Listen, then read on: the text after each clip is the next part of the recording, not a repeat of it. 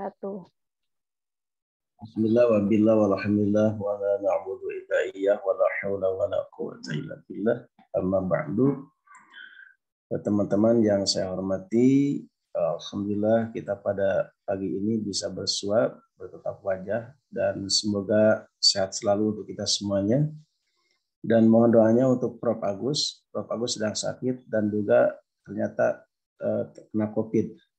Sakitnya sejak kemarin ya. Dan teman-teman ya semuanya juga, banyak juga dosen kita yang kena. Pak Amin juga sakit sama kena juga. Lalu keluarga dosen yang lainnya, istrinya Pak Ilfi ya. Jadi mohon doanya kepada Anda semua, termasuk teman kita Pak Farhan ya sekarang sedang ini ya. Oke, semuanya mudah-mudahan segera sembuh dengan Allah Subhanahu wa taala. Bi barakati Al-Fatihah. A'udzubillahi minasyaitonirrajim. Bismillahirrahmanirrahim. Alhamdulillahirabbil alamin. Ar-Rahmanir-Rahim. Maliki yaumiddin. Iyyaka na'budu wa iyyaka nasta'in. Ihdinas siratal mustaqim. Shiratal ladzina an'amta 'alaihim ghairil maghdubi 'alaihim waladdallin. Oke, kawan-kawan, silakan mulai. Sekarang dua kelompok ya. Tentang apa sekarang itu? Yang satu siapa? Modeling. Psikodrama, Pak. Psikodrama dan modeling. Dipersilakan untuk psikodrama dulu. Silakan diatur oleh KM untuk lalu lintas diskusinya. Jadi presentasinya kurang lebih 15-20 menit. Jadi presentasinya dua-duanya saja sekaligus. Jadi presentasi kelompok psikodrama dulu kurang lebih 20 menit. Lalu satunya lagi apa tuh? Modeling, Pak. Siapa yang ingin menjadi moderatornya? Siapa? Ayo, siapa yang moderatornya? Pak. Silakan. Ya, mulai silakan. Baik, bismillahirrahmanirrahim. Assalamualaikum warahmatullahi wabarakatuh. Alhamdulillahirabbil wa ashabihi ajmain. Bapak Ibu semuanya, marilah untuk membuka presentasi dari teman-teman kita hari ini. Kita bersama-sama membaca basmalah. Bismillahirrahmanirrahim. Selanjutnya kepada kelompok yang pertama yaitu tentang konseling kelompok psikodrama, dipersilahkan untuk memulai presentasinya. Oke, terima kasih Ibu Wiwik, Pak Nandang. Mohon maaf Pak, Ibu dan rekan-rekan semua, saya memakai dua perangkat untuk kamera dan share, dan yang satu untuk suara. Mohon izin untuk share ya.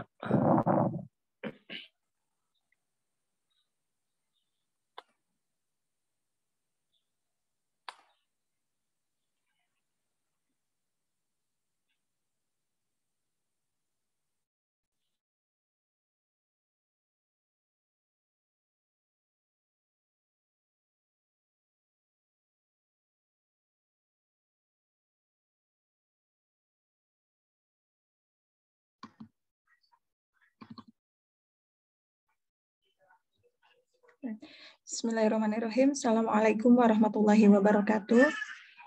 Allahumma sholli ala Muhammad wa ala ali Muhammad. Terima kasih kepada Pak Nandang dan Bu Wiwik sebagai MC hari ini. Kami dari kelompok 1 akan memaparkan hasil analisa hasil bacaan tentang psikodrama. Sebelumnya, bisa Kang? Oke. Di sini saya sebagai saya Siti Masrini, ada Kang Farhan dan Elwas. Di sini saya akan mengawali dengan kajian teori dari teknik psikodrama. Kang Farhan sepertinya di layar saya belum ini ya? Enggak, belum. Stop. Iya.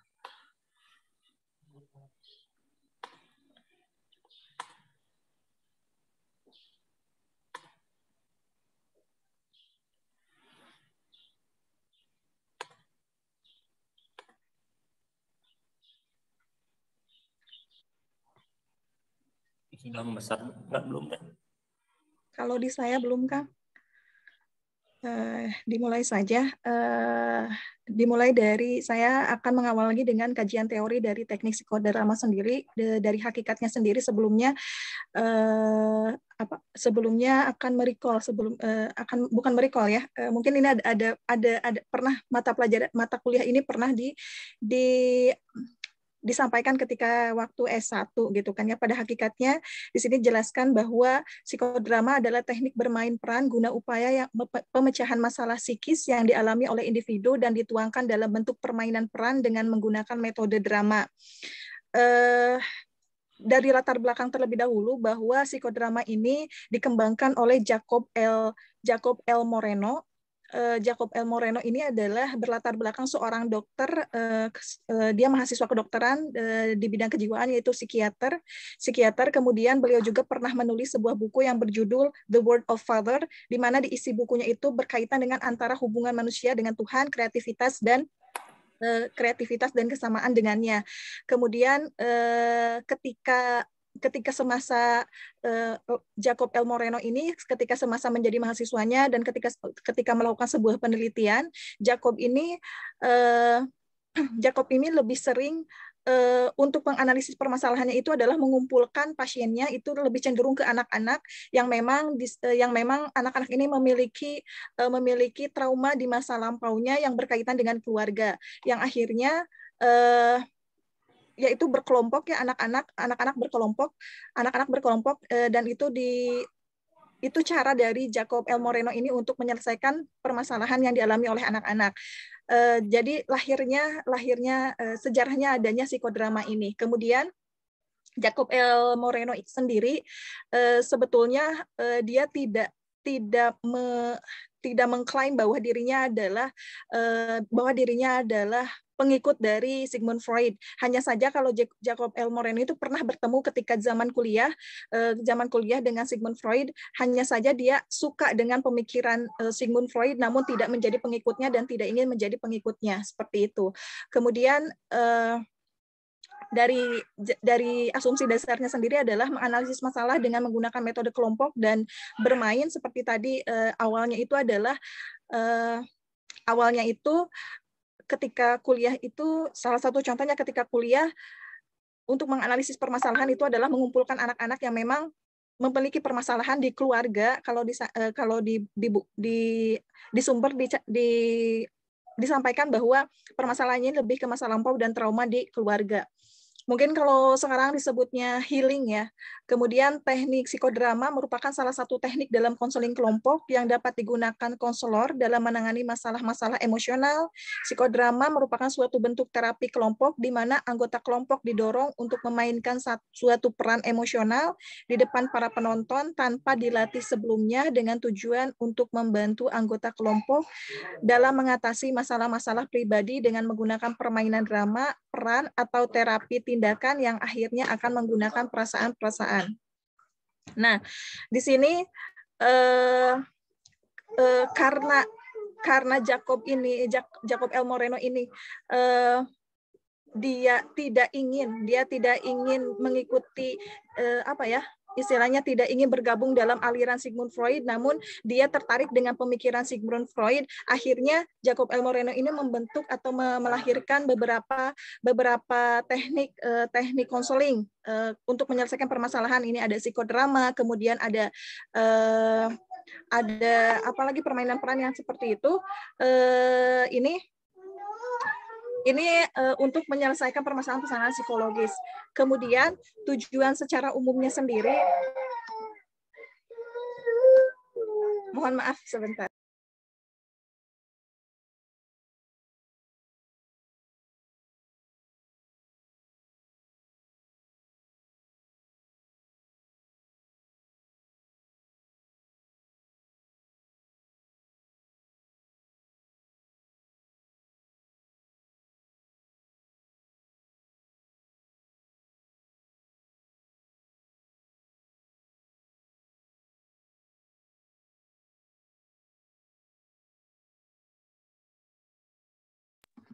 Nah, kemudian tujuan secara umum sebetulnya teknik psikodrama ini ketika digunakan untuk melakukan konseling kelompok ini adalah tujuan utamanya, tujuan secara umumnya ini adalah menumbuhkan pemahaman konseli terhadap dirinya sendiri. Sebetulnya seperti itu.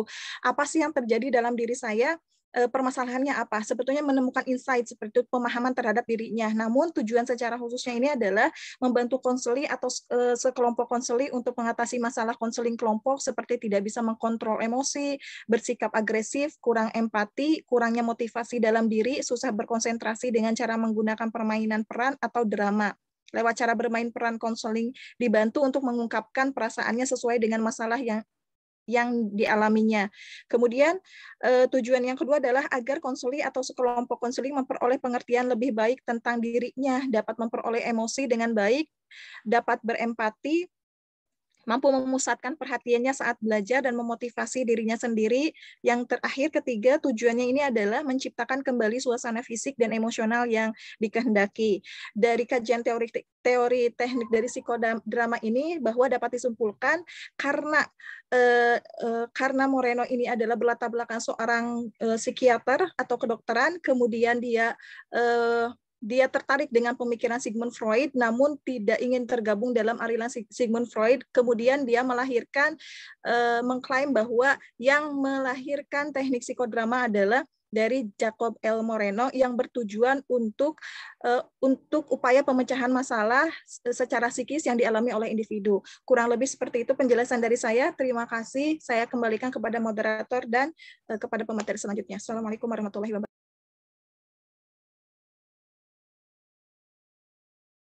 Baik, saya akan lanjutkan mengenai materi selanjutnya, yaitu tahapan pelaksanaan psikodrama. Boleh next slide, Kang Farhan. Jadi, pada pelaksanaan psikodrama ini, konselor berperan sebagai sutradara, ya, yang dia ini yang mengatur adegan sekaligus menjadi fasilitator dalam mengarahkan perilaku dan refleksi. Sedangkan konseli berperan untuk mengeksplorasi masalah yang berkaitan sekaligus sebagai pemeran dalam psikodrama. Selanjutnya, Kang. Nah, dijelaskan pada buku Corey pada tahun 2012 itu menjelaskan bahwa tahapan dari psikodrama itu ada 3. Yang pertama ada warm up, action, lalu sharing and discussion. Untuk warm up sendiri diperlukan untuk membangun keterlibatan, spontanitas, kepercayaan, dan keaktifan anggota kelompok, serta merumuskan tujuan dari psikodrama itu sendiri. Nah, Bladner dalam bukunya Corey juga mengemukakan bahwa hal terpenting dalam tahapan warm up adalah menciptakan suasana yang menumbuhkan spontanitas, dan perilaku spontan tersebut dapat terjadi melalui 4 kondisi, yakni rasa percaya dan keamanan, penerimaan terhadap intuisi, gambaran, dan perasaan, lalu unsur kegembiraan dan kesediaan mengambil resiko dan terlibat dalam perilaku baru. Lalu yang kedua, action.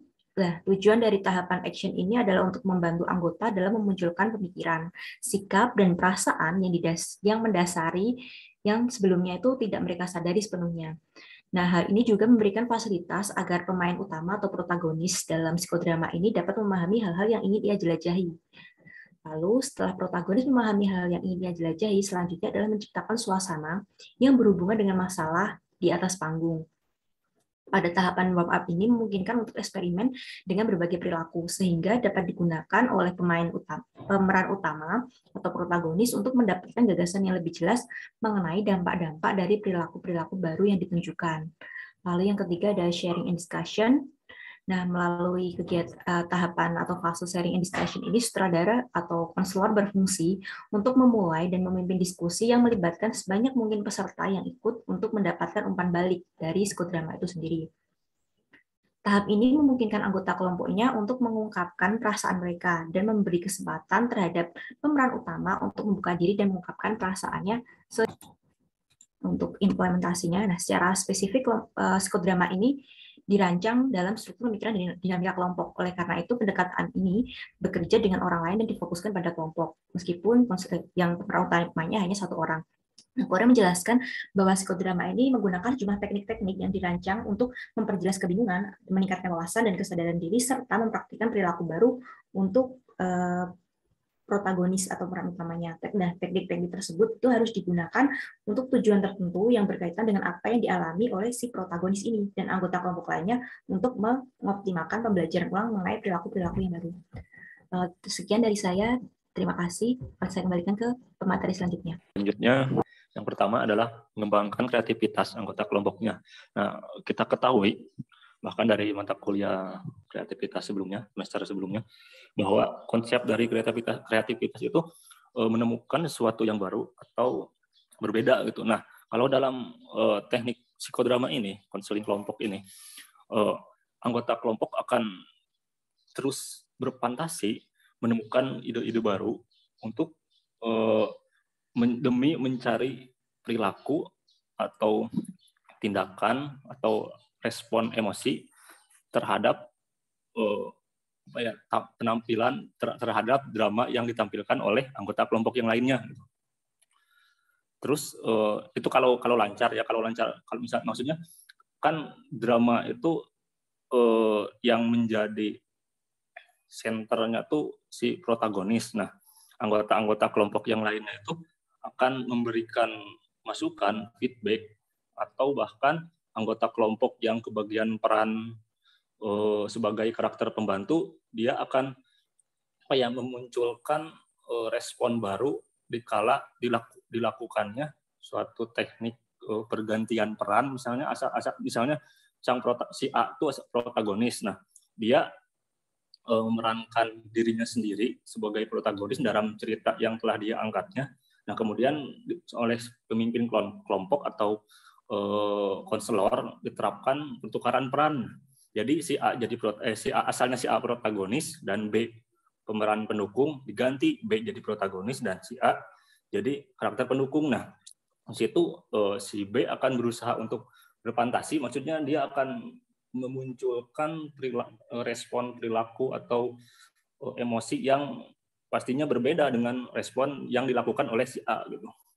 Atau bahkan penonton, audien, maksudnya anggota kelompok lain yang tidak kebagian peran, dia akan memberikan feedback untuk memunculkan ide dan perilaku baru demi membuat perilaku yang lebih baik untuk sang protagonis.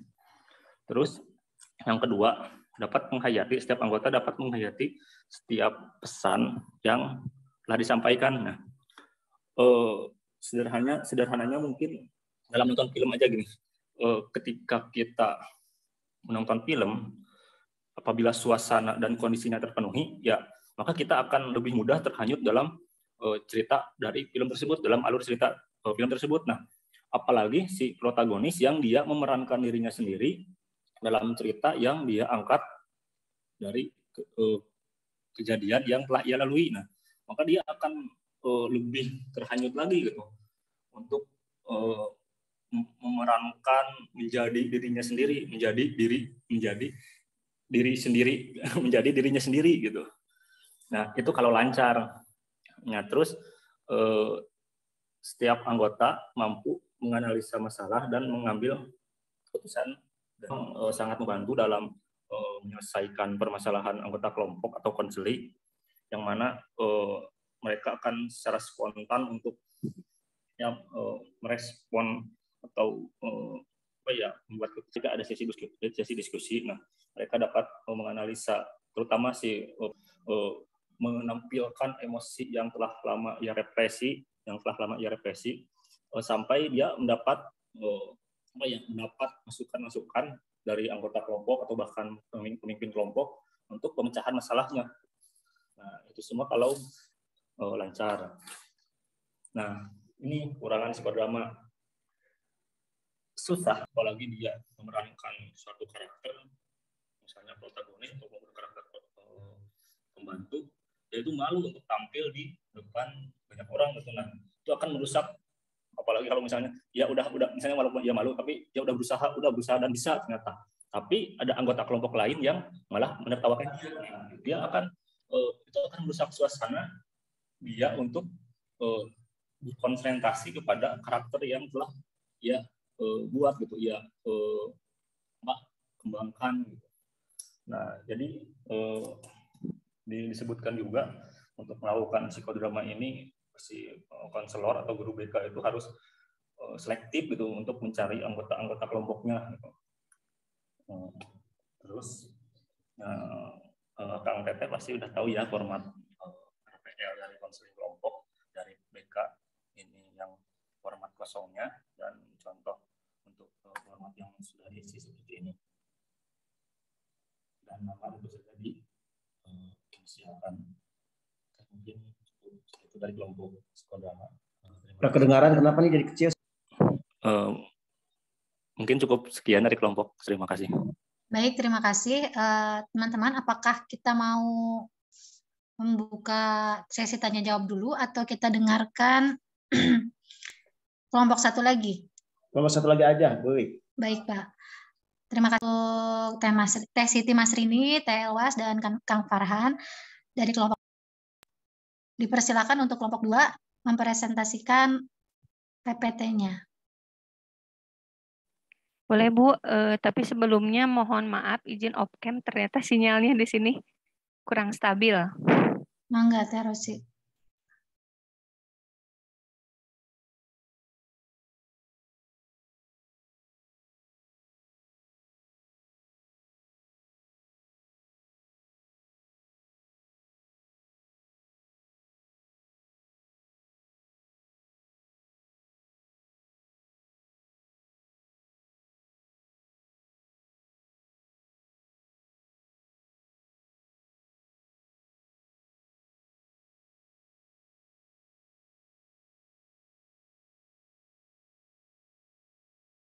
Bu, apakah sudah muncul? Sudah, Teh. Ini saya di tampilannya begini aja ya Bu, kalau di fullkan suka nggak jalan. Ya, nggak apa-apa Teh. Ya, Assalamualaikum warahmatullahi wabarakatuh. Bapak dan teman-teman izin mempresentasikan kami kelompok 2 yaitu membahas mengenai teknik modeling. Anggota kelompok kami ada saya sendiri, Rosi Rahayu, kemudian ada Teh Adinda dan Teh Vina. Mungkin untuk pembahasan pertama dimulai dari saya terlebih dahulu. Untuk teori modeling ini dimulai dari biografi singkat mengenai pencetusnya, ya siapa teorinya, siapa pencetusnya dari teori ini. Nah, teori modeling ini dikembangkan oleh Albert Bandura. Nah, ia lahir pada tahun 1925 di sebuah kota kecil di utara Alberta, Kanada. Bandura ini adalah anak bungsu dari 6 bersaudara dalam keluarga keturunan Eropa Timur. Bandura menghabiskan tahun-tahun sekolahnya dan menangani di satu sekolah di kota yang memang kekurangan guru dan sumber dayanya. Nah, Bandura memperoleh gelar PhD-nya dalam psikologi klinis di University of Iowa pada tahun 1952 dan setahun kemudian ia bergabung dengan fakultas di Stanford University. Nah, dalam penelitiannya di Stanford University, Bandura dan rekan-rekannya ini mengeksplorasi tentang teori pembelajaran sosial dan peran penting pembelajaran observasional dan pemodelan sosial dalam motivasi pemikiran dan juga tindakan manusia. Kemudian selanjutnya pada pertengahan 1980-an secara teoritis Bandura mengubah nama pendekatannya menjadi teori kognitif sosial yang semula itu teori pembelajaran sosial dirubah menjadi teori kognitif sosial. Nah, di mana teori tersebut menggambarkan gitu bagaimana individu itu berfungsi sebagai self-organizing, proaktif, kemudian self-reflective, dan juga self-regulation. Nah, kemudian Bandura ini berfokus pada 4 bidang, yaitu yang pertama kekuatan pemodelan psikologis dalam melatih pikiran, emosi, dan juga tindakan. Kemudian yang selanjutnya mekanisme hak asasi manusia, efektivitas persepsi orang di bawah pengaruh peristiwa yang mempengaruhi kehidupannya, dan yang terakhir itu bagaimana penyebab dari stres dan juga depresi. Mungkin itu sekilas mengenai pencetus dari teknik modeling ini. Nah, yang selanjutnya ini sejarah perkembangan dari behavioral. Ada 3 tren dari perkembangan behavioral ini. Yang pertama itu ada tren pertama ada classical conditioning, seperti yang kita ketahui bahwa teori ini dikembangkan oleh Ivan Pavlov gitu ya, di mana di dalamnya itu merupakan prosedur penciptaan refleks baru gitu dengan cara mendatangkan stimulus sebelum terjadinya refleks tersebut gitu. Nah, awalnya itu si teknik modeling ini di behavioral itu pertamanya dikembangkan oleh Ivan Pavlov gitu dengan trennya itu ada classical conditioning. Nah, yang selanjutnya itu berubah lagi di tren kedua itu ada operant conditioning. Nah, operant conditioning ini dikembangkan oleh B.F. Skinner ya. Mungkin teman-teman juga sudah tidak asing gitu ya. Sebetulnya sebelum B.F. Skinner ini, si operant conditioning ini dikembangkan awalnya oleh Thorndike gitu ya, di mana si prinsip operan ini yaitu bagaimana si penguatan atau reinforcement itu diasosiasikan dengan respon gitu. Karena respon itu beroperasi untuk memberikan si reinforcement tersebut. Nah, respon tersebut itu disebutnya dengan tingkah laku operan. Nah, menurut Skinner gitu, tingkah laku yang dikontrol itu berdasarkan dari si prinsip operant conditioning gitu, yang memang memiliki asumsi bahwa perubahan tingkah laku itu diikuti dengan konsekuensinya gitu. Selanjutnya, tren yang selanjutnya berkembang lagi ke tren ketiga yaitu kognitif yang seperti kita ketahui ini dikembangkan oleh Albert Bandura, di mana di dalamnya itu terdapat teknik modeling gitu ya. Nah, yang selanjutnya konsep BK kelompok khususnya di sini teknik modeling yang memang dibahas oleh kelompok kami. Nah, modeling ini merupakan salah satu teknik gitu di mana di dalamnya itu merubah, kemudian juga menambah maupun mengurangi tingkah laku individu dengan belajar melalui observasi secara langsung. Nah, tujuannya untuk apa? Untuk meniru perilaku tokoh yang dijadikan model sehingga individu itu memperoleh tingkah laku baru yang memang diinginkan gitu. Jadi dalam teknik modeling ini orang dapat belajar gitu ya atau khususnya mungkin konseli belajar bagaimana perilaku yang memang diharapkan melalui pengamatan terhadap orang lain gitu. Bentuk materi yang bisa disampaikan itu bisa berupa tertulis, kemudian juga bisa berbentuk rekaman audio gitu, atau video, film gitu ya, atau mungkin juga slide yang bisa dikembangkan oleh si konselornya gitu, tergantung dengan konteks permasalahan dari konselinya gitu. Nah, kemudian di modeling ini juga bagaimana caranya mengajarkan keterampilan sosial, kemudian tingkah laku yang memang sesuai dengan nilai itu bisa dilakukan melalui simbol juga ataupun gambar gitu. Nah, terus strategi modeling ini merupakan salah satu strategi konseling dalam proses pembelajaran yang menggunakan melalui pengamatan model dan perubahan perilaku yang terjadi karena peniruan gitu. Selanjutnya, nah untuk apa sih teknik modeling ini gitu ya? Tujuan umumnya tentu tadi sudah disinggung, yaitu untuk meningkatkan pilihan pribadi dan menciptakan kondisi baru untuk belajar gitu ya. Karena mungkin ketika konseli itu dalam kasus ada yang tidak sesuai dengan dirinya, misalkan kedisiplinan gitu ya, dia sering terlambat, dia sering tidak mengerjakan tugas gitu ya, berarti kan ada yang salah dalam dirinya gitu ya. Itu bisa juga digunakan menggunakan teknik modeling ini. Jadi digambarkan atau ditayangkan perilaku yang seharusnya itu seperti apa gitu ya. Nah, Bandura dalam Sutama, nah, terdapat 3 tujuan dari teknik modeling ini. Yang pertama itu adalah development of new skill. Nah, di mana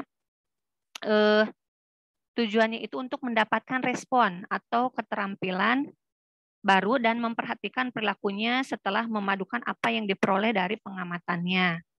Terus yang selanjutnya itu facilitation of predicting of behavior, yaitu menghilangkan respon takut setelah melihat tokoh.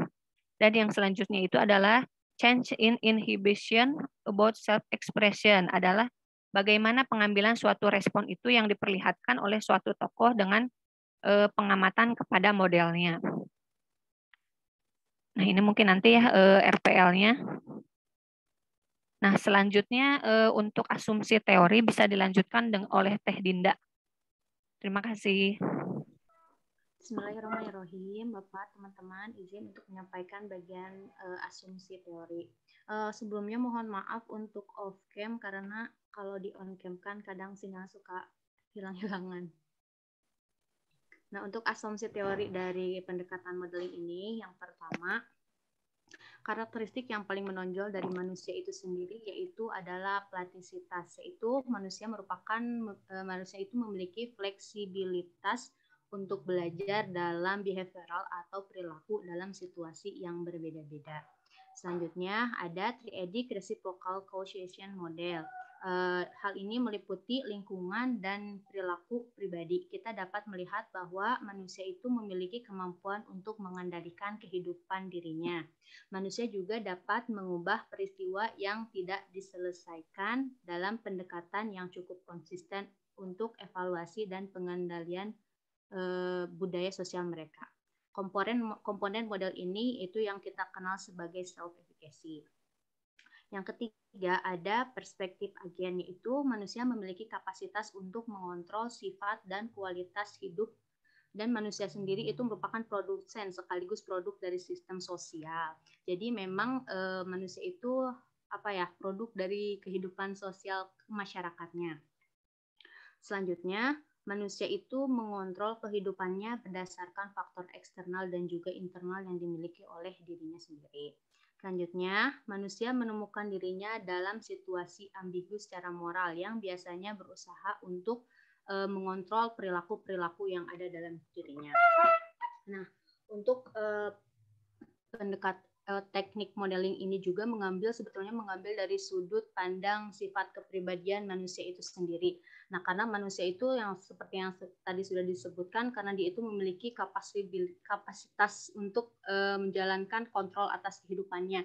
Manusia itu katanya fleksibel, jadi dia bisa mengontrol kehidupan yang seperti apa yang diinginkannya. Jadi jika ada hal-hal yang kalau misalnya kita ambil dari konteks pendidikan, peserta didik yang perilaku yang kelirunya, jadi kita bisa dikontrol perilaku apa yang ingin kita tampilkan dalam pribadi peserta didik itu dengan salah satu tekniknya teknik modeling atau kita sediakan tokoh untuk dijadikan acuan untuk peserta didik seperti itu. Selanjutnya Teh.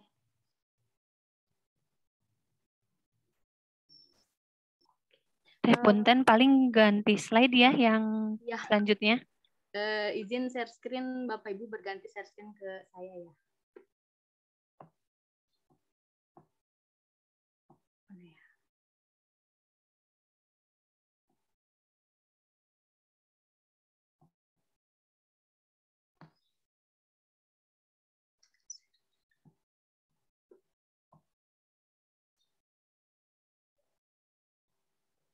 Apakah sudah ada tampilannya?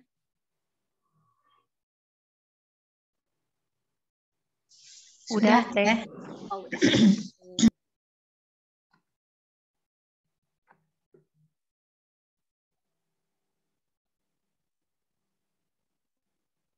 Selanjutnya untuk proses-proses modeling akan dilanjutkan oleh Teh Vina Asmara. Mangga Teh Vina.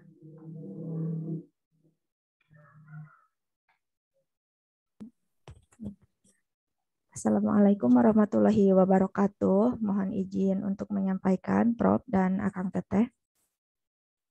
Ini ada dalam proses modeling ada beberapa tahapan yang harus diperhatikan.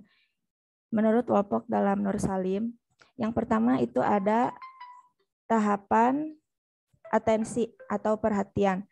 Tahap perhatian di sini si konseli ini belajar untuk mengamati, melihat model yang akan ditampilkan untuk jadi fokusnya melihat kepada model supaya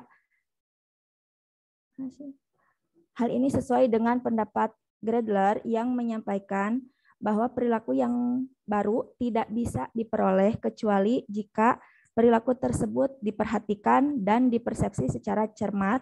Pada dasarnya proses perhatian ini dipengaruhi oleh berbagai faktor, antara lain ciri-ciri dari perilaku yang diamati dan ciri-ciri pengamat.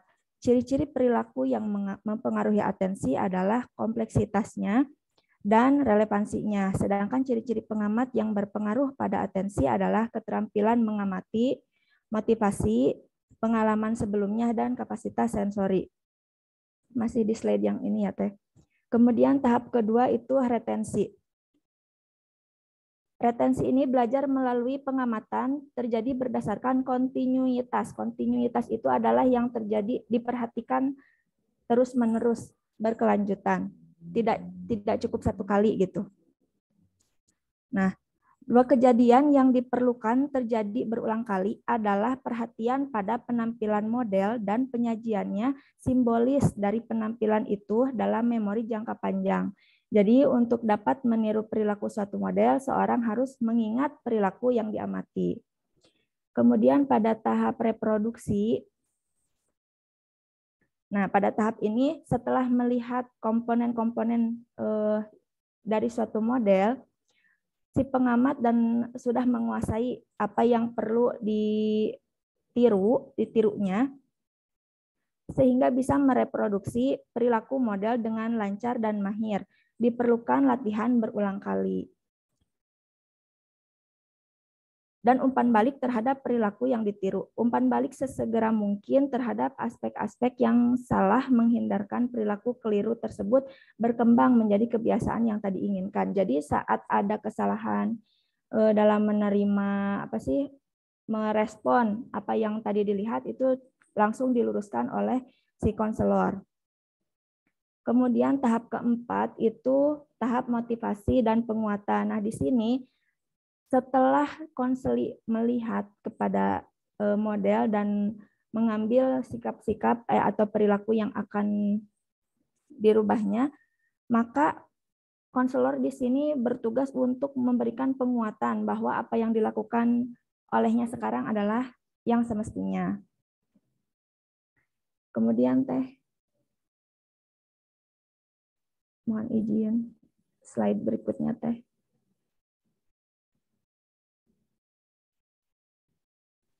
Bentar Bu, bentar. Oh, nggak kepindah? Enggak ya? Ada. Bisa Bentar Bu. Oh iya, bisa. Nah, ini dalam proses konseling modeling juga ada beberapa langkah yang harus dilaksanakan. Di antaranya adalah menetapkan bentuk penokohan. Yang tadi kan ada jenis-jenis modeling itu ada live model. Live model itu dengan menghadirkan modelnya langsung gitu ya. Kemudian simbolik model itu bisa melalui video, gambar ataupun pemutaran film. Dan multiple model. Dan multiple model ini adalah jadi si konseli di dalam suatu kelompok itu belajar dari satu sama lain dengan melihat sikap dan perilaku dari konseli yang lain di kelompok tersebut. Kemudian yang pada live modeling harus memilih model yang bersahabat atau teman sebaya konseli. Biasanya kalau anak-anak itu akan lebih tertarik kepada model yang apabila seusianya. Apabila sudah tertarik, nanti akan mempermudah untuk menyerap apa yang ditampilkan oleh model tersebut. Kemudian bila mungkin gunakan lebih dari satu model. Komplementas perilaku yang dimodalkan harus sesuai dengan perilaku konseli. Next Nah, kemudian kombinasikan modeling dengan aturan, instruksi, behavioral, dan penguatan.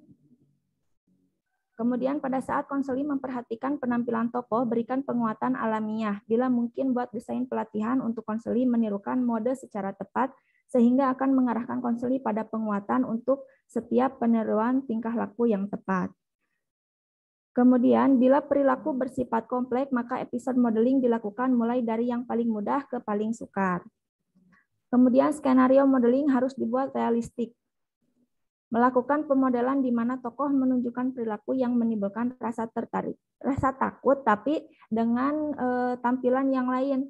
Misalnya maksudnya si konseli ini takut dengan sesuatu, tapi dalam tampilan model ini hal tersebut ditunjukkan dengan sikap yang manis, perhatian, bahasa yang lembut, dan perilaku yang menyenangkan konseli. Maka untuk merubah persepsinya juga. Dari yang tadinya takut menjadi tidak gitu. Kemudian nah Kemudian langkah-langkah modeling simbolis menurut Oyon, ada 5 langkah modeling. Yang pertama, tahap rasional.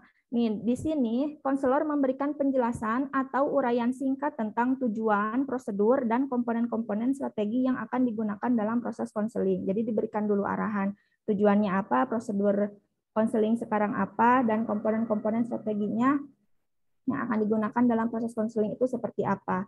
Kemudian memberi contoh. Pada tahap ini konselor, karena ini apa sih langkah-langkah modeling simbolis dalam simbolis, jadi si konselor memberikan contoh kepada klien berupa model yang disajikan dalam bentuk bisa video atau media lainnya, di mana perilaku model yang akan diperlihatkan telah disetting untuk ditiru oleh konseli. Kemudian tahap yang ketiga adalah praktek. Nah, pada tahap ini konseli diminta untuk mempraktikkan setelah ia memahami perilaku model yang telah disaksikan. Kemudian yang keempat, pada tahap ini diberikan pekerjaan rumah kepada klien berisi tentang 6 komponen, yaitu apa yang dikerjakan oleh konseli, kapan perilaku itu harus dilakukan, di mana tingkah laku tersebut dilakukan, dan bagaimana mencatat tingkah laku tersebut dan membawa pekerjaan rumah ke pertemuan berikutnya. Kemudian yang terakhir ada tahap evaluasi.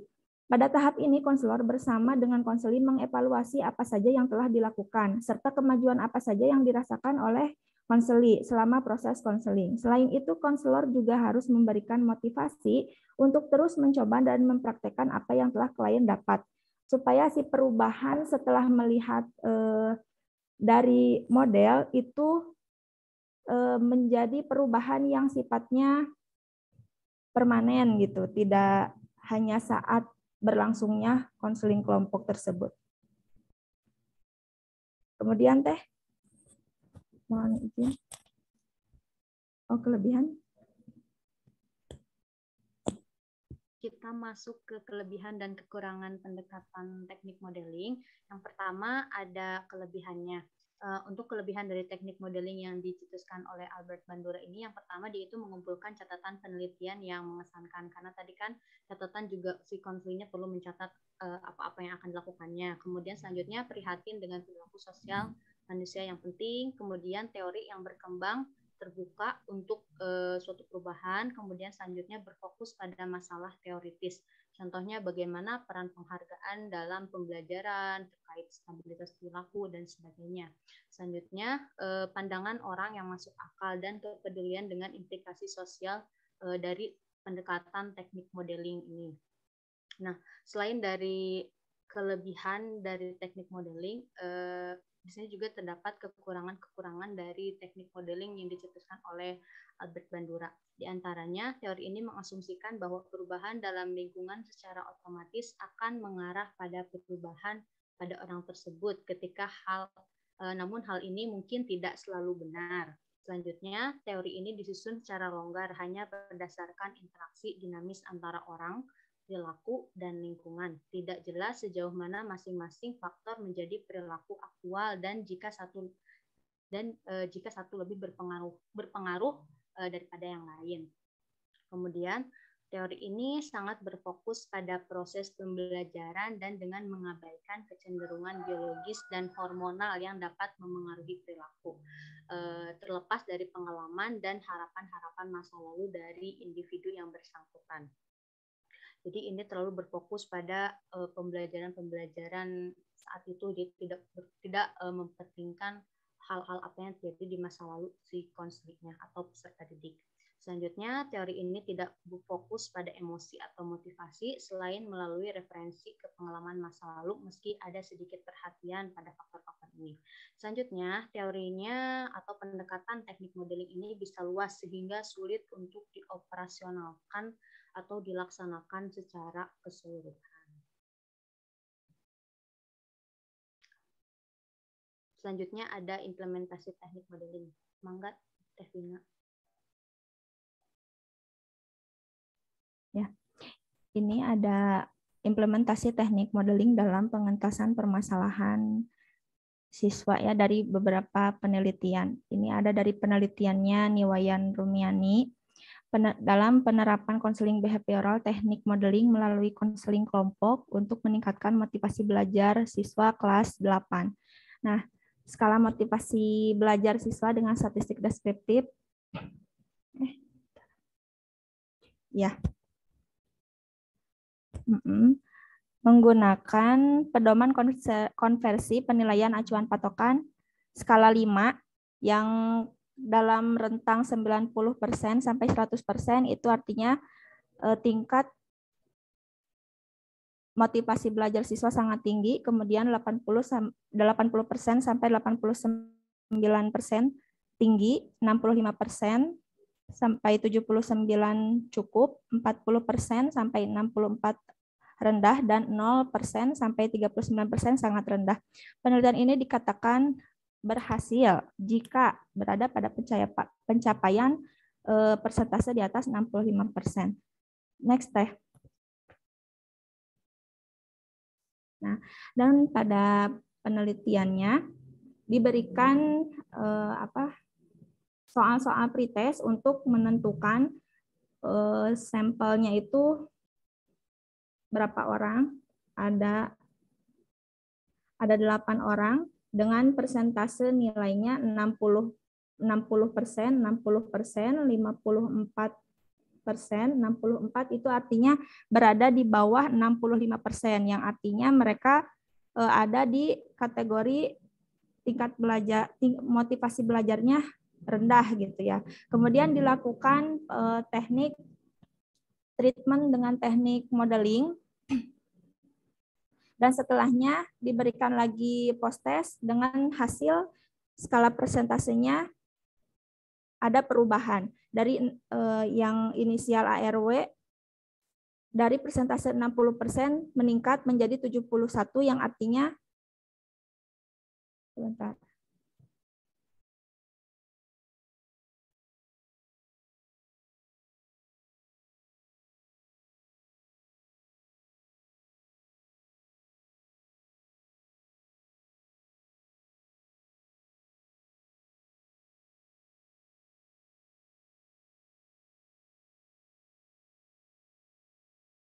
Di belajar siswa, presentasi peningkatan antara 8, yang terendah itu 8,67% sampai 11,33%, dengan rata-rata peningkatan sebesar 10,33%. Hal ini menunjukkan bahwa pelaksanaan konseling kelompok melalui penerapan konseling behavioral teknik modeling yang diberikan dapat meningkatkan motivasi belajar siswa. Kemudian dalam penelitian selanjutnya,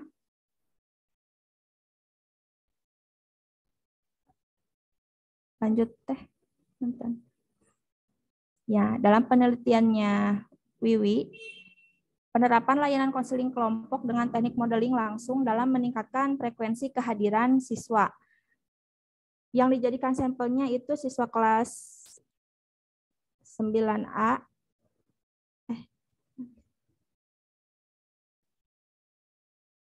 Nah, iya. 23 orang, yang kelas B-nya 23 orang, yang C-nya 24 orang. Teknik penelitian sampel yang digunakan adalah purposive sampling, yaitu dengan pengambilan sampel bersumber data dengan pertimbangan tertentu. Jadi dari populasi tersebut diambil 13 orang siswa dengan data tertentu. Kemudian Teh, dan dilihat, nah, jika dilihat pada tabel ini, maka siswa berada di rentang 51 sampai 61% dengan kategori tinggi, kehadiran tinggi, 39 sampai 50% kehadirannya sedang, 27 sampai 38% kehadirannya rendah, 15% sampai 26% sangat rendah. Kemudian Teh, dari hasil penelitian itu sebelumnya kan dilakukan pretest juga dengan beberapa soal yang sudah valid. Itu ada 0 siswa yang di intervalnya 51 sampai 61% di kategori tinggi itu 0 ya, tidak ada yang kehadirannya sangat tinggi dari 13 siswa tersebut.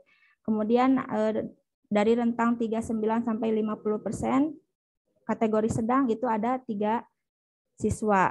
Yang kategori rendah ada 3 siswa, dan di 15 sampai 26% ada yang sangat rendah itu 7 orang. Dari tabel tersebut dapat dilihat bahwa persentase frekuensi kehadiran siswa tidak ada yang berada pada kategori tinggi. Siswa yang frekuensi kehadirannya tergolong sedang ada 3 atau 23% dari 13 orang tersebut. Siswa dengan frekuensi kehadiran rendah ada 3 orang dan siswa dengan frekuensi kehadiran sangat rendah ada 7 orang. Kemudian setelah dilakukan pendekatan teknik modeling kepada 13 orang tersebut, dilakukan skala post-test dan diketahui bahwa frekuensi kehadiran siswa telah tergolong baik. Mana ada yang terlewat tabelnya. Setelah melakukan post-test itu ada kenaikan persentase kehadiran dari yang tadinya kehadiran sangat tinggi tidak ada menjadi ada 3 orang. Mana ya slide-nya punten. Nah, ini. Ya betul yang barusan teh. Yang slide 20. Nah, yang tadinya tingkat kehadiran siswa yang tinggi itu kosong sekarang menjadi ada, jadi 6.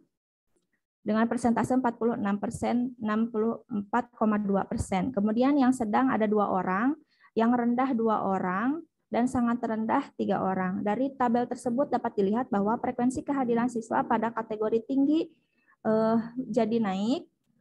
Siswa yang frekuensi kehadirannya tergolong sedang ada 2 orang, dan yang paling rendah itu jadi berkurang yang tadinya ada 7 orang menjadi 3 orang. Di sini bisa terlihat bahwa teknik counseling modeling sangat membantu perubahan perilaku dari siswa-siswi yang dilakukan penelitian di sekolah tersebut. Sekian yang dapat saya sampaikan. Ya udah itu deh. Sekian yang dapat saya sampaikan. Terima kasih.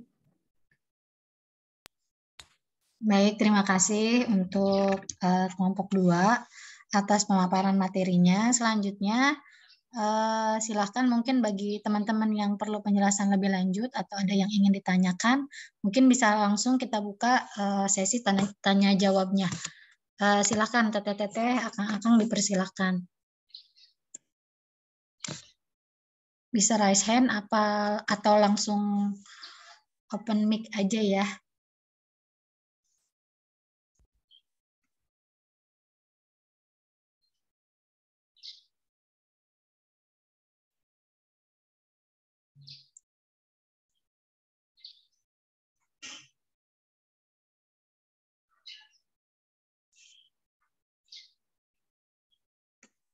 Ya, silahkan Teh Ananda, langsung pertanyaannya apa? Baik, bismillahirrahmanirrahim. Izin bertanya untuk kelompok psikodrama. Barusan kan dijelaskan kalau misalnya ada hambatan apabila konseli itu merasa malu atau misalnya kurang percaya diri melakukan drama. Nah, yang ingin saya tanyakan, gimana cara membujuk konseli dan juga menambah kepercayaan diri bagi konseli yang kurang percaya diri tersebut untuk melakukan konseling psikodrama. Terima kasih. Baik, selanjutnya Teh Gina. Ya, baik. Terima kasih sebelumnya kepada penyaji yang sudah luar biasa gitu ya memaparkan materinya. Nah, yang ingin saya tanyakan kepada kedua penyaji gitu ya. Yang pertama mungkin untuk teknik psikodrama. Tadi kan sudah dijabarkan, sebetulnya tidak jauh beda juga dengan pertanyaan Teh Ananda.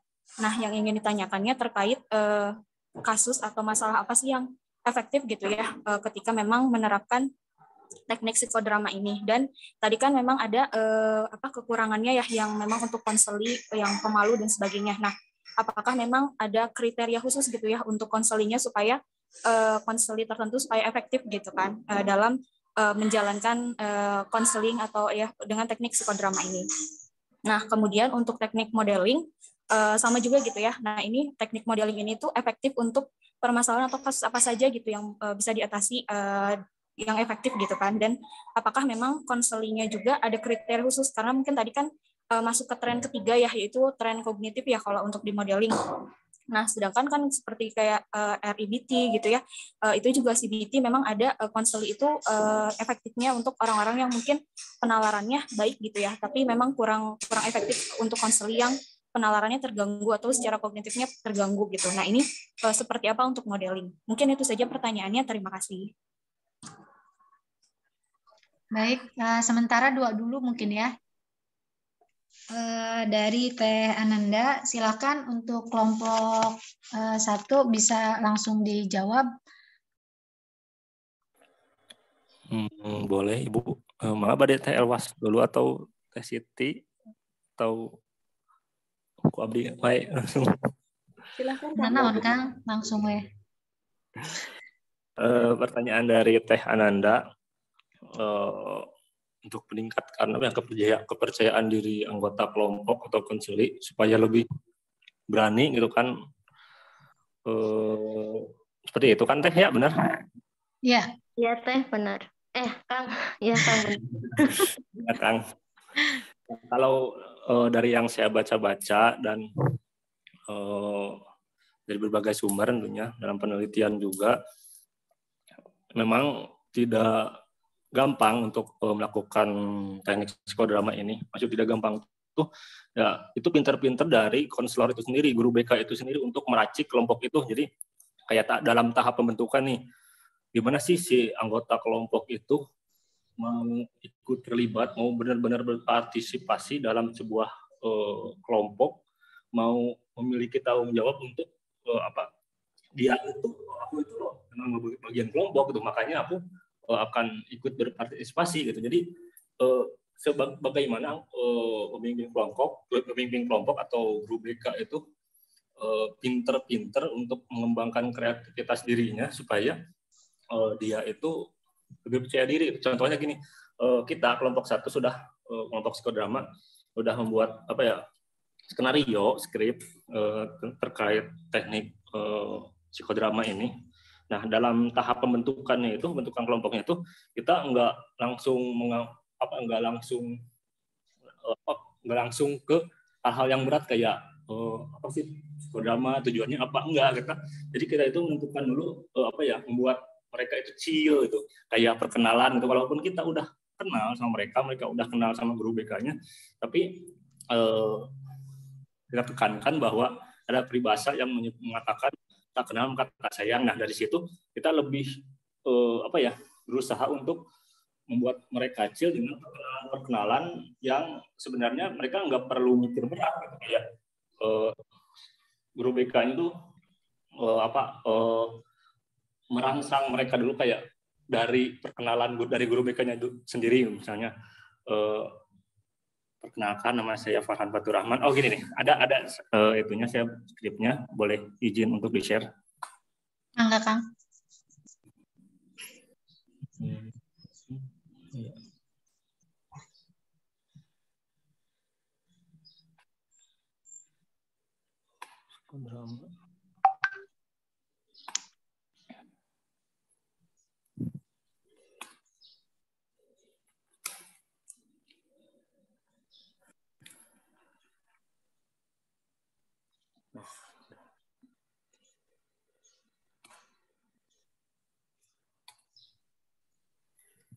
Ya.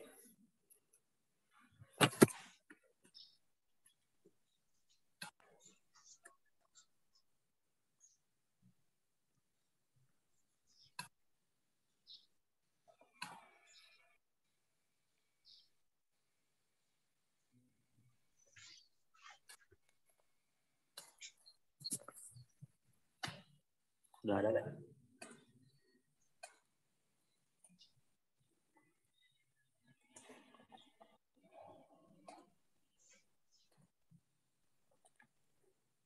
Sudah ada kan?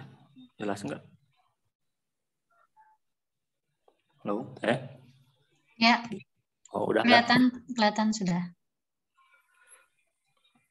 Nah, di sini guru BK melakukan perkenalan dulu yang ringan-ringan dulu sebelum masuk ke yang berat. Jadi dengan perkenalan diharapkan mereka itu nggak tegang banget gitu. Ya mungkin kata-katanya seperti ini ya, contohnya. Walaupun sebenarnya kita sudah kenal satu sama lain selama ini, tapi Bapak itu percaya dengan peribahasa tak kenal maka tak sayang. Mumpung ada kesempatan, Bapak ingin memperdalam hubungan kita. Nah, dimulai dari apa ya? Nama Bapak Farhan Fatur Rahman, alamat tinggal di Perum Mekarsari, Jalan Raja Wali, Blok F, bla bla bla. Bapak tinggal sendiri, bla bla bla. Bapak punya hobi. Nah, bisa mungkin ketika mereka berkenalan, yang pengalaman dari saya ya, selama ketika mereka berkenalan tuh kita berusaha untuk memuji mereka, kayak misalnya mereka itu punya hobi tertentu, nah kita puji, terus cita-citanya apa, nah kita juga ikut, oh kalau kamu cita-cita seperti ini, ikut kesini, masuk jurusan ini gitu, biar mereka itu menganggap bahwa oh enggak setegang itu kok mengikuti konseling kelompok di sini. Nah, dari situ mungkin kita masuk ke tahapan selanjutnya, mengungkapkan tujuan dan alasan mereka masuk diundang di konseling kelompok ini, seperti itu. Nah, mungkin dari saya seperti itu Teh. Mungkin ada tambahan dari teteh-teteh yang lain. Izin menambahkan, Kang. Silakan, Teh Elwas. Dari pertanyaannya Teh Ananda, mengenai bagaimana jika konseli ini pemalu. Ini nanti kembali pada tahap pertama dari psikodrama, itu kan ada tahap warm up. Nah, itu tujuannya itu untuk menumbuhkan suasana spontan dan menjadikan si konseli ini menjadi lebih percaya diri, merasa aman dan diterima oleh teman-teman sesama kelompoknya dan juga konselornya. Jadi ketika ada unsur rasa aman, rasa percaya, nah, nanti diharapkan si konseli ini tidak merasa malu lagi. Nah, ini juga kembali lagi kepada konselor. Bagaimana caranya si konselor ini memilih teknik-teknik yang efektif kiranya untuk seorang konselor yang pemalu, apakah cocok dengan psikodrama ataukah tidak, dan bagaimana dengan permasalahannya. Nah, ini sejalan dengan pertanyaan dari Teh Gina mengenai masalah apa saja yang efektif menggunakan teknik konseling psikodrama ini. Dari beberapa penelitian yang sudah dilakukan oleh orang-orang dari jurusan bimbingan dan konseling, beberapa di antara itu konsep dari teknik psikodrama ini bisa mengembangkan konsep diri positif, lalu meningkatkan sikap empati, lalu juga bisa untuk perencanaan karir, mereduksi sifat agresif, bahkan juga untuk kondisi-kondisi konseling traumatik. Seperti itu. Terima kasih. Saya kembalikan ke moderator. Ya, terima kasih Kang Farhan sama Teh Elwas.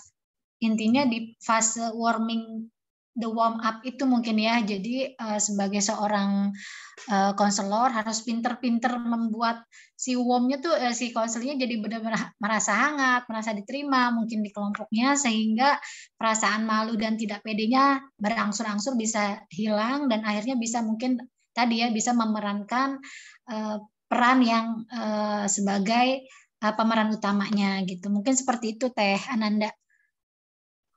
Itu sampai jam berapa ini kuliahnya, Neng? Sampai 8.40 kalau nggak salah, Pak. Oke, saya beri waktu ya untuk bicara. Iya. Oke, bagaimana Teh Ananda, cukup? Ya, Ibu, terima kasih. Terima kasih juga kepada Kang Farhan, Teh Elwas, dan juga Teh Rini. Oke, selanjutnya kita ke pertanyaan yang kedua dari Teh Gina tadi. Masalah apa atau kasus apa yang efektif yang bisa dilakukan dengan teknik psikodrama dan teknik modeling? Silakan kelompok 1 atau kelompok 2 dulu yang akan menjawab. Mungkin tadi Teh Elwas sudah sedikit ya menyinggung tentang jawaban dari kelompok pertama. Untuk yang teknik modeling, kira-kira kasus apa gitu yang sekiranya efektif gitu bisa tuntas dengan menggunakan teknik ini? Teh Rosi, Teh Vina, dan Teh Dinda ya? Ya Ibu. Ya. Pertanyaan dari Teh Gina ya? Mohon. Kalau tidak salah tadi masalah apa yang efektif untuk digunakan teknik modeling ini gitu ya? Dan apakah ada konseli kriteria tertentu? Nah, untuk masalah apa yang efektif digunakan dalam permasalahan ini kan tadi seperti yang sudah dijelaskan bahwa modeling ini kan prosedurnya itu di mana si konseli itu kan belajar bagaimana caranya mengajarkan keterampilan sosial gitu ya ke konseli gitu, atau tingkah laku yang memang sesuai dengan apa yang seharusnya gitu, sesuai dengan nilainya gitu. Nah, kalau masalah apa yang tepat gitu digunakan di teknik modeling ini, sebetulnya banyak, dari mulai masalah sosial gitu ya, bagaimana misalkan individu itu memiliki masalah dengan temannya, kemudian juga prestasi belajar yang rendah gitu ya. Terus kemudian juga ada perilaku yang memang bermasalah dalam dirinya. Contoh misalkan juga tadi yang saya sempat singgung mengenai indisipliner siswa gitu ya, atau mungkin juga si konseli itu sering terlambat masuk gitu, tidak mengerjakan tugas gitu ya, dan mungkin juga berkaitan dengan motivasi belajarnya. Nah, itu kan dengan permasalahan-permasalahan seperti itu, si teknik modeling ini mencoba gitu mengubah bagaimana tingkah laku yang seharusnya dari tingkah laku yang lamanya gitu. Nah, itu gitu. Terus kemudian kalau kriteria konselinya saya sebetulnya belum menemukan gitu ya mengenai kriteria konselinya, tetapi kalau melihat dari permasalahannya, semua konseling itu bisa gitu ya menggunakan teknik konseling di modeling ini disesuaikan dengan permasalahan yang memang dihadapi oleh konseli tersebut gitu. Seperti tadi mungkin salah satunya berkaitan dengan prestasi belajarnya gitu. Nah, itu nanti kan si konselor itu memberikan model gitu ya yang seharusnya itu begini loh gitu ya. Misalkan ada tokohnya gitu, ada orangnya yang dijadikan model sesuai dengan apa yang seharusnya, dengan nilai yang betulnya itu yang begini gitu. Nah, itu mungkin dari saya. Barangkali teman-teman ada yang mau menambahkan? Silakan Teh.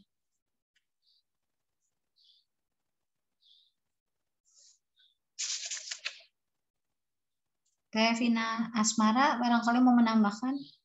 Ya, sedikit menambahkan ya Teh untuk tentang karakteristik konseli. Memang saya juga belum menemukan tepatnya harus yang seperti apa. Hanya saja dengan teknik modeling ini, jikapun konselinya seperti yang tunagrahita itu bisa, karena kan dalam proses penyampaiannya itu bisa menggunakan model secara langsung, bisa dipertunjukkan melalui film, video, simbolik, ataupun gambar-gambar yang bisa membantu bagaimana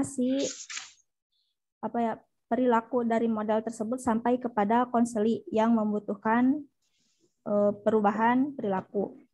Itu saja mungkin Teh, sedikit tambahan dari saya. Ya, terima kasih Teh. Ada lagi yang mau menambahkan? Teh Dinda? Teh Gina, kumaha sudah terjawab? Ya. Untuk jawaban-jawaban.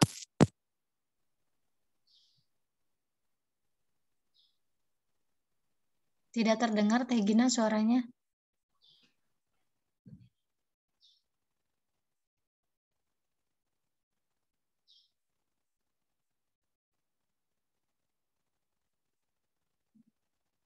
Ibu, punten izin menambahkan sedikit. Mangga Teh.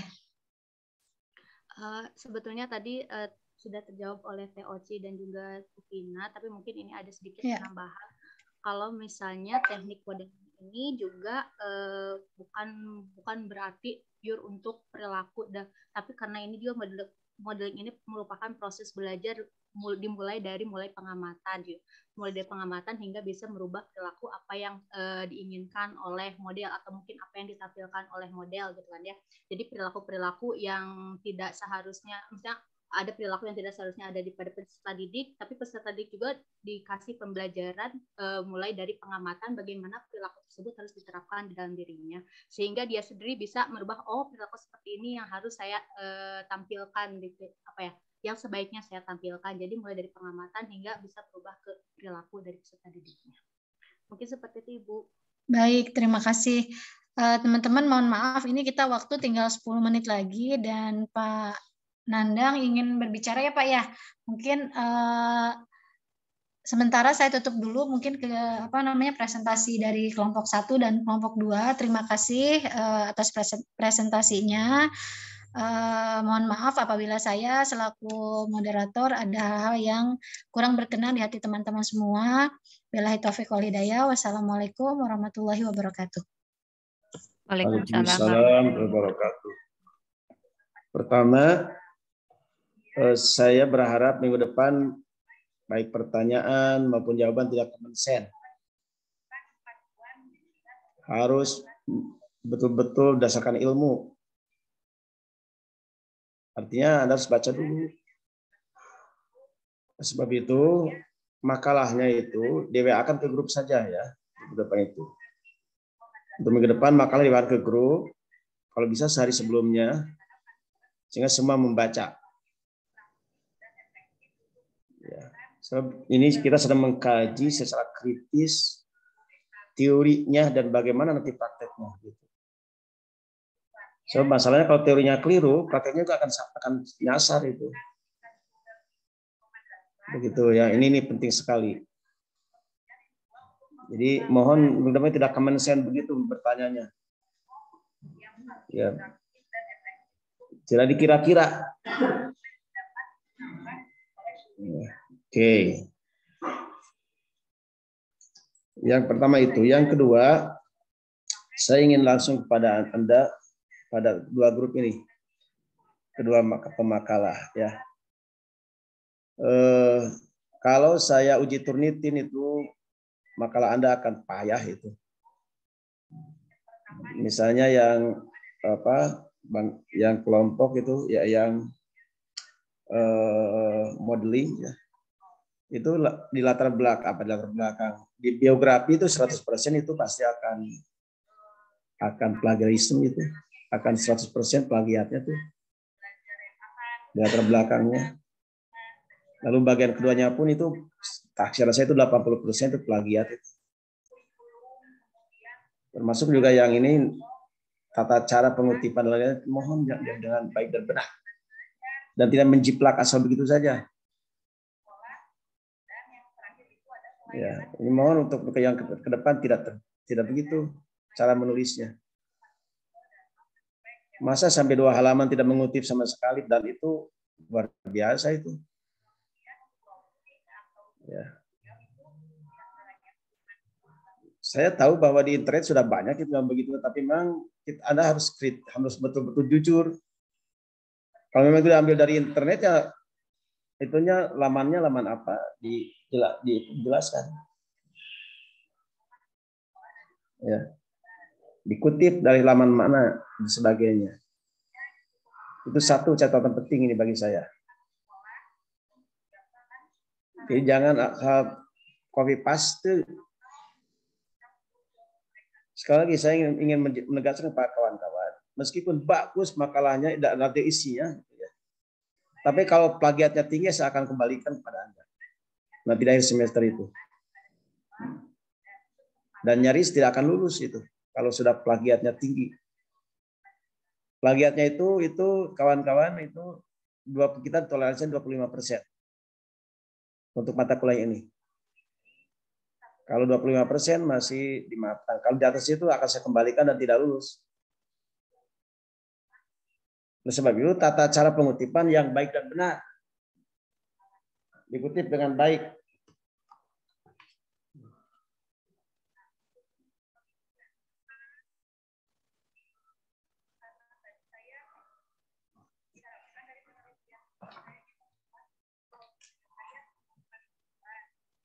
Sebentar dulu.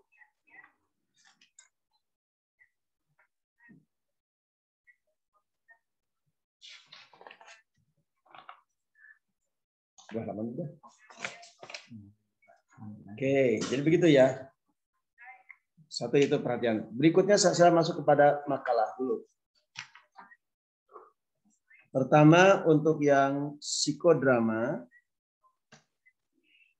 ini konten tentang hakikat psikodramanya sudah ada, tetapi memang belum detail. Dalam teorinya disebut the nature of psikodrama. The nature of psikodrama itu adalah hakikat psikodrama itu apa? Anda di sini baru 2 hal muncul. mengatakan bahwa psikodrama adalah ilmu mengeksplorasi. What is the meaning of ilmu mengeksplorasi? Apa maksudnya? Coba saya ingin tanya, ada yang mau jelaskan apa yang disebut ilmu mengeksplorasi? Betulkah esensi psikodrama itu ilmu mengeksplorasi? Kalau ilmu mengeksplorasi, kalau itu sebagai ilmu, itu bagaimana itu? Nah, kalau memang itu ilmu mengeksplorasi, silakan jelaskan, gitu ya.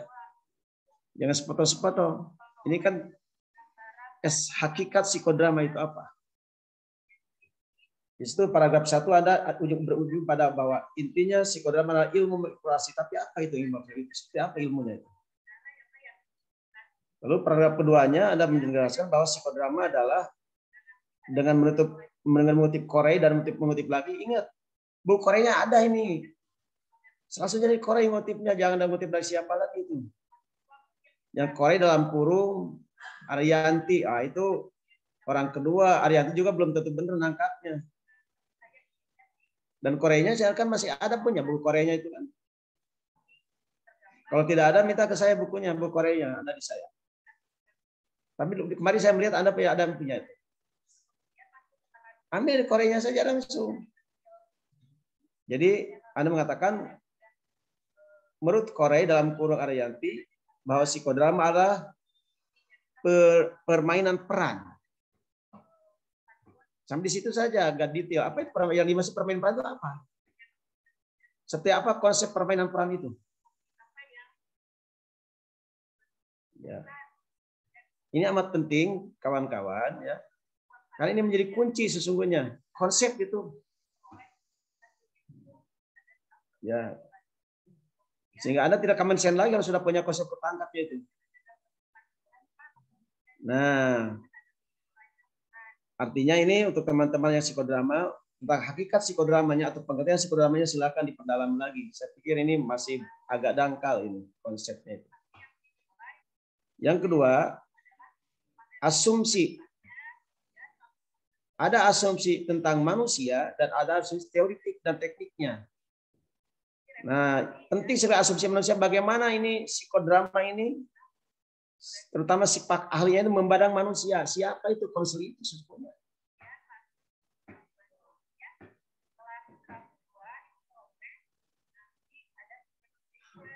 Apakah ini masih berpandangan pada bahwa konselor makhluk yang dikuasai oleh alam bawah sadar seperti psikoanalisis? Karena memang tokohnya misalnya dulu pernah berinteraksi dengan psikoanalisis agak dalam, meskipun tadi mengatakan sudah berpisah dengan psikoanalisis. Adakah pengaruh-pengaruh itu? Siapa sih manusia itu? Kalau psikoanalisis memandang manusia itu adalah makhluk yang dikuasai alam bawah sadar. Sehingga konseling psikoanalisis itu berupaya untuk memperlebar alam sadar. Akan semakin berkembang begitu. Ya.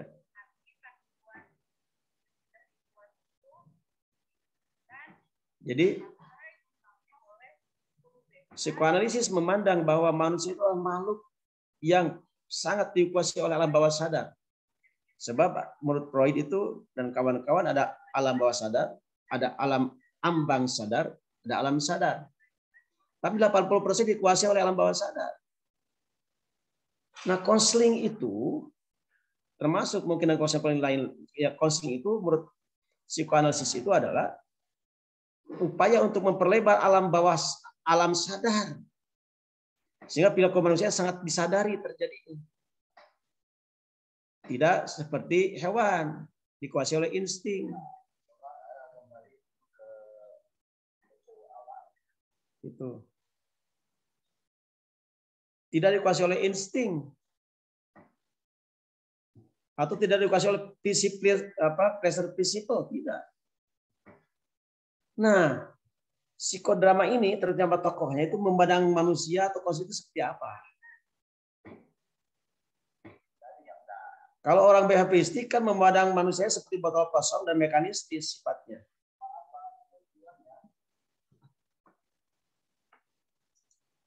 Mengapa? Lanjut Pak.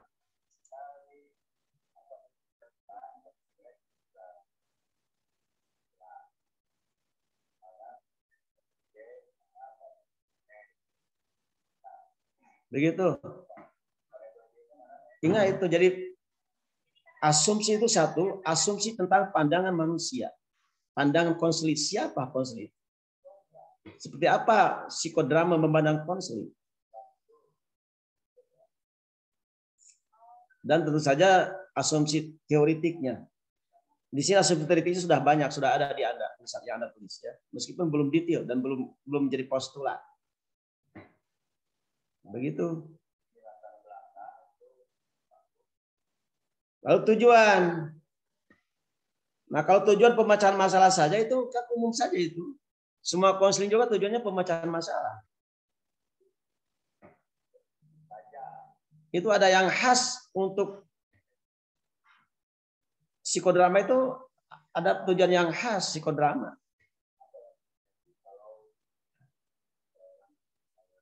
Begitu.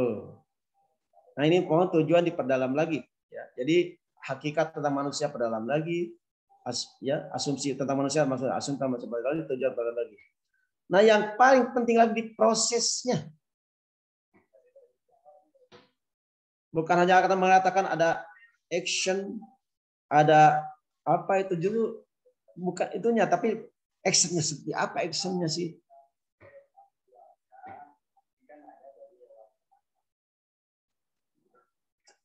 Ya. Harus bagaimana antagonis dan siapa atau siapa para protagonis dan seterusnya. Dan apakah ini penting sekali nih? Apakah psikodrama itu dilatih dulu?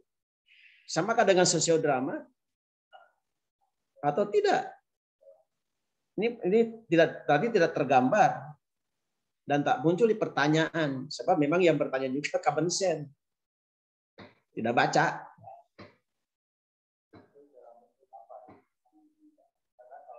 Ya, begitu. Jadi prosesnya itu jelas betul, terutama yang actionnya ini. Sebab yang paling beda itu actionnya.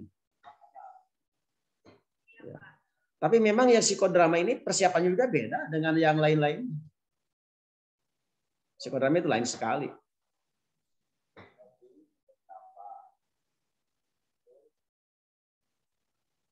Jadi gitu. Ya, termasuk pengakhirannya pun lain sekali lagi. Jadi ketiga tahap psikodrama yang Anda amukan itu sangat lain memang ini. Dan itu prosesnya perlu detail, terutama yang actionnya yang paling harus detail action. Dan bagaimana diskusinya juga, sharing discussion itu agak khas itu. Sehingga beda sekali sharing discussion-nya juga. Nah, prosesnya itu yang perlu coba dikelirkan lagi ya, begitu. Yang lain-lainnya saya pikir sudah sangat bagus ya. Tinggal yang itu saya pikir penting sekali. Ya, oke. Begitu. Nah, berikutnya untuk yang modeling. Nah, modeling ini Anda menggunakan Bandura ya. Tadi bertanya kepada saya, Anda itu Pak mau menggunakan Bandura atau Skinner? Saya tidak jawab. Saya boleh Bandura, boleh Skinner gitu, silakan saja. Dan Anda ngambil apa ya? Ngambil Bandura ya? Halo, siapa ini yang nulis itu? Betul Pak, Bandura. Bagus. Nah, kalau Anda ngambil Bandura, mohon kenal betul tentang Bandura. Bukan sekedar biografinya saja. Tapi yang paling penting itu bagaimana Bandura bereksperimen. Sehingga kita paham kenapa disebutnya modeling gitu. Coba, kenapa disebutnya modeling? Ada yang mau menjawab? Menjelaskan? Kenapa disebutnya modeling? Nah, saya pikir kalau Anda baca eksperimennya Bandura itu akan ketemu kenapa disebut modeling.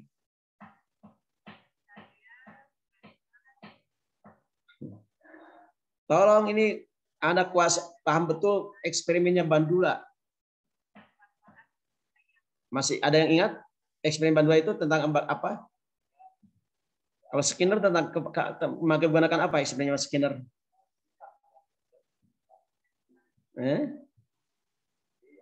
Nah, ininya kamu coba. Skinner itu kan eksperimen terhadap tikus itu. Kalau Bandura, bobo itu, boneka itu. Sangat beda sekali eksperimennya juga. Kalau Anda baca eksperimennya dan tahu simpel eksperimen Bandura dan atau Skinner, saya pikir ini akan lebih enak, lebih nyaman Anda membahas apa yang disebut dengan modeling. Itu yang penting. Jadi ini masukkan nanti ke makalah. Seperti apa eksperimen selanjutnya. Berikutnya adalah sama juga, ini asumsi tentang manusia sudah relatif lebih detail, ya. Sudah relatif detail. Hanya karena tidak membaca tentang bagian eksperimennya, sehingga asumsi manusianya ada beberapa yang lost. Begitu.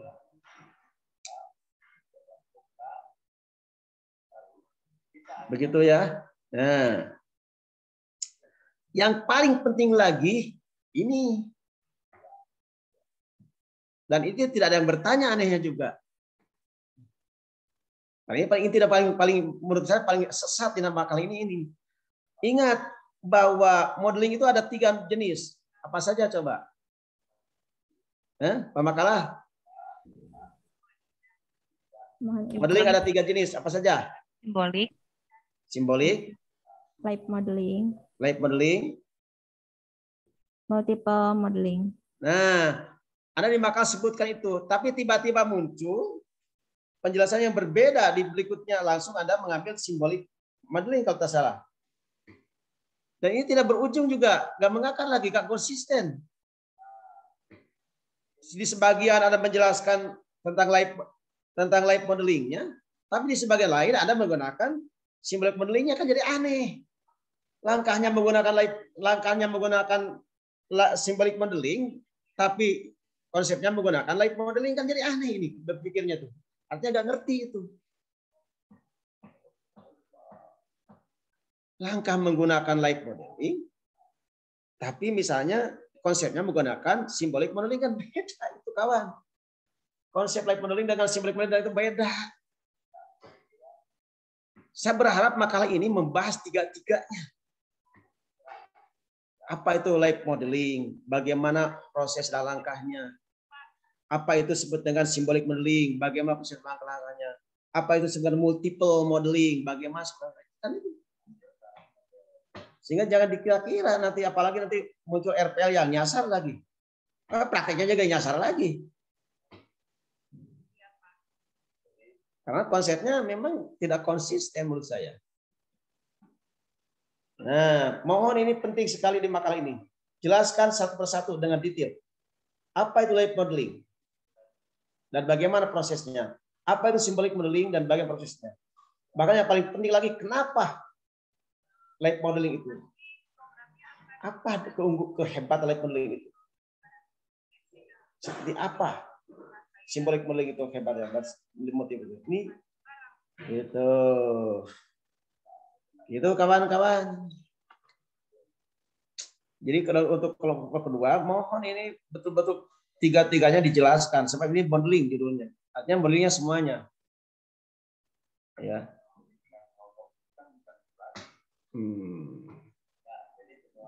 Oh iya, tujuan lagi. Tujuan di sini pemecahan masalah juga sama. Jadi sebenarnya tapi ada sudah agak beda tujuannya, sudah ada tadi ada yang 3 tujuan itu bagus sekali, hanya belum detail ya. Oke. Tujuannya ini sudah bagus. Tinggal sekali lagi untuk yang kelompok kedua, satu adalah diinsertkan bagaimana eksperimennya Bandura dan simpulkan seperti apa dan bagaimana terhadap bimbing konselingnya.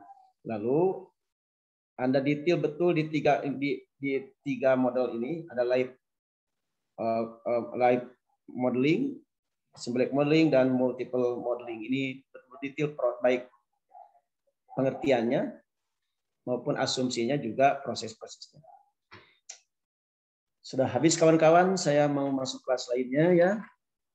Minggu depan saya berharap tulisannya dimasukkan ke WA group, kalau bisa semalam sebelumnya atau sehari sebelumnya, dan teman-teman membaca. Sehingga jangan sampai bertanya juga gak ngerti jadi dikira-kira pertanyaannya. Atau mungkin dengan comment set. Kalau kata Pak Agus, karena begitu dulu juga begitu. Tidak, sekarang Anda sudah S2, sudah betul intelek, Anda well educated, Anda terus master, magister, harus melek, makanya harus baca. Thank you. Mohon maaf, ini mohon difotokan ini, silakan.